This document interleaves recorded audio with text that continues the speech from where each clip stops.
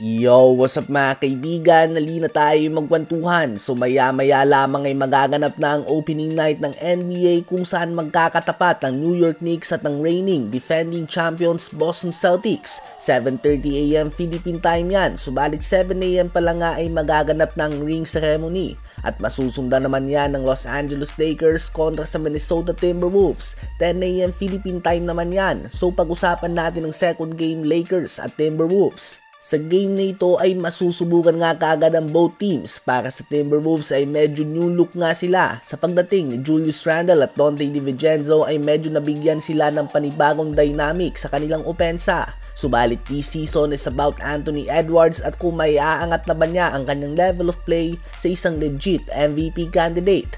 Last season nga ay nagpakita na siya ng superstar potential. Subalit we can all agree na hindi pa siya pasok sa top 5 best players in the world.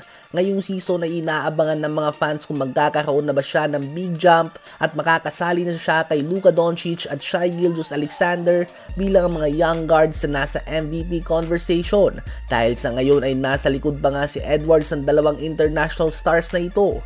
Isang advantage ng Timberwolves laban sa Lakers kung pagbabasehan natin na nakaraang season ay ang kanilang bench na pinapangunahan ng 6-man player of the year last season, Naz Reid, habang Lakers nga ay kabaliktaran. Despite the addition of Dalton Knecht na solid ang pinakitang performance noong preseason, ang Lakers nga ay may one of the best starting lineup sa buong NBA, subalit one of the worst bench performances last season. Ganun pa man ay may panibagong coaching staff nga sila sa pangunguna ng bagong head coach JJ Redick na planong gumamit lamang ng 9-man rotation o 4 na player mula sa kanilang bench. At so far ay ito nga ay sila Dalton Knecht, Max Christie, Jackson Hayes at Gabe Vincent. Masusubukan din nga sa game na ito si JJ Redick bilang isang legit NBA head coach sa kanyang unang game on record bilang coach. Inaasahan din sa game na ito na magaganap na ang unang regular season game ni LeBron at Bronny kung saan maglalaro sila ng sabay. Nangyari na nga ito sa preseason, subalit it's preseason na kaibigan. Wala nga itong bilang at wala ito sa record books. Sa game na ito ay may pagkakataon na sila na gawin itong official.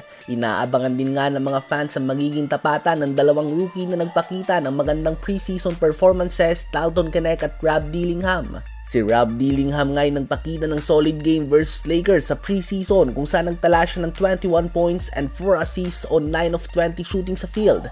Base sa mga betting odds ay Timberwolves ang favorite sa manalo sa game na ito kahit na sa home court ng Lakers magaganap ang kanilang tapatan.